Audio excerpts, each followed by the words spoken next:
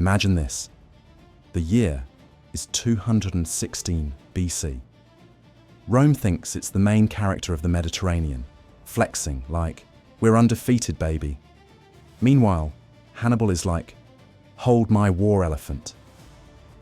What follows is one of the wildest military battles in history, the Battle of Cannae, where the Romans basically got folded like a sandwich. So who the heck was Hannibal? He was a Carthaginian commander, basically born with the job description, professional Roman hater. No joke. When he was a kid, his dad, Hannibal Barca, took him to the altar and said, "Son, swear eternal hatred to Rome." Some kids promised to eat their veggies.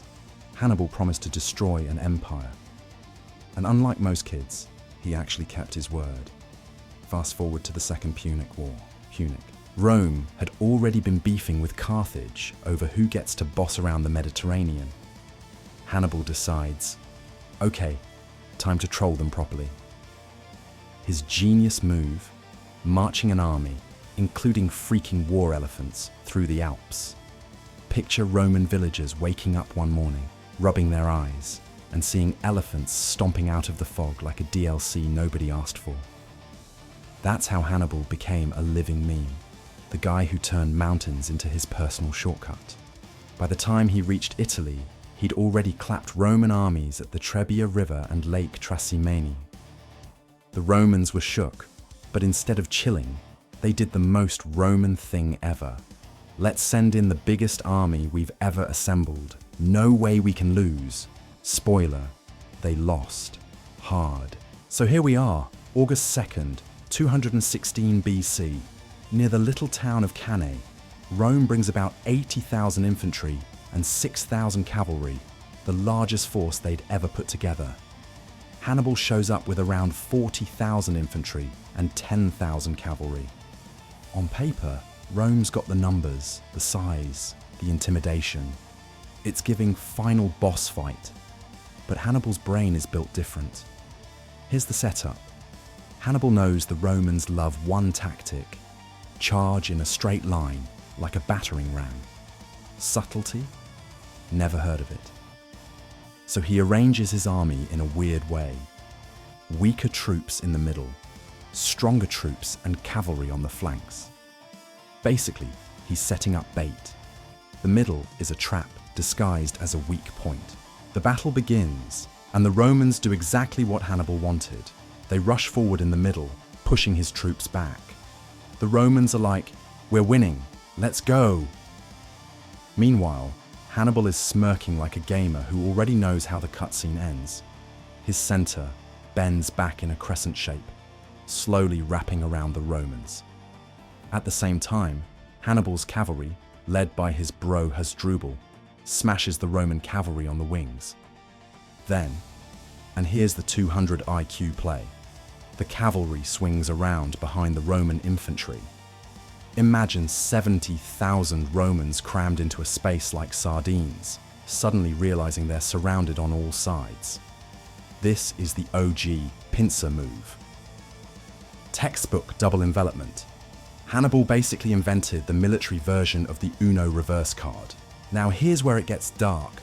The Romans are trapped, packed so tightly that they can't even swing their swords. Ancient sources say men were suffocated, crushed, and trampled before they even got stabbed. People in the middle couldn't even lift their arms. Polybius, the historian, described it as pure chaos. Livy said the Romans were so jammed together that many died without ever seeing the enemy. It's like being stuck in the worst mosh pit ever, except instead of music you're getting obliterated. The kill count, absolutely insane. Out of roughly 86,000 Romans, around 50,000, 70,000 died that day. To put that in perspective, that's like an entire modern stadium wiped out in a single afternoon. It was one of the deadliest single days in military history. Rome lost both consuls, most of its senior officers, and basically an entire generation of its army. Imagine being a Roman senator that evening, getting the group chat update.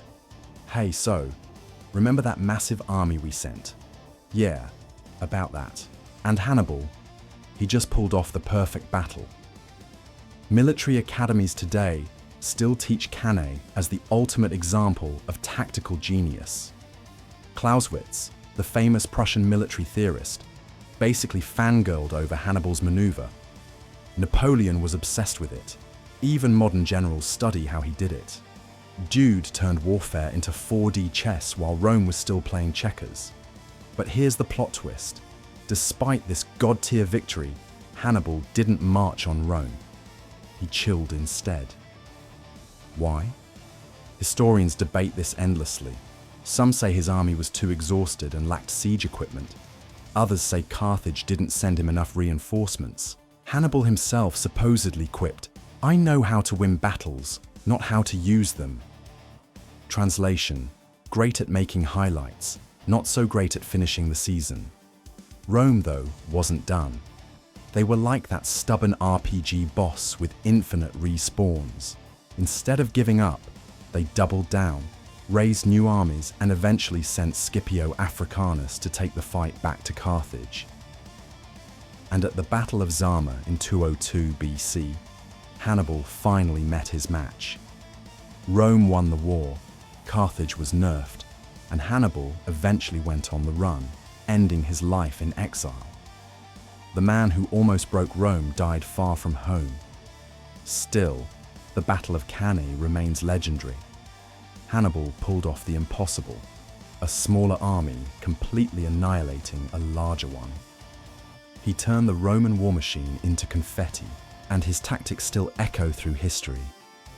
Next time you see a sports team collapse because they were pressed from all sides, just know Hannibal did it first and way bloodier. So what's the moral here? Don't underestimate a guy who swore a childhood oath of eternal hatred. Don't pack 70,000 people into a field without an exit strategy. And if someone shows up with elephants, maybe rethink your battle plan. Hannibal's victory at Cannae wasn't just a battle. It was a masterclass in brains over brawn, in turning overconfidence into disaster. Rome eventually bounced back, but for one shining, terrifying day, Hannibal cooked the Romans like kebabs on a battlefield grill. And that, my friends, is why history was wild.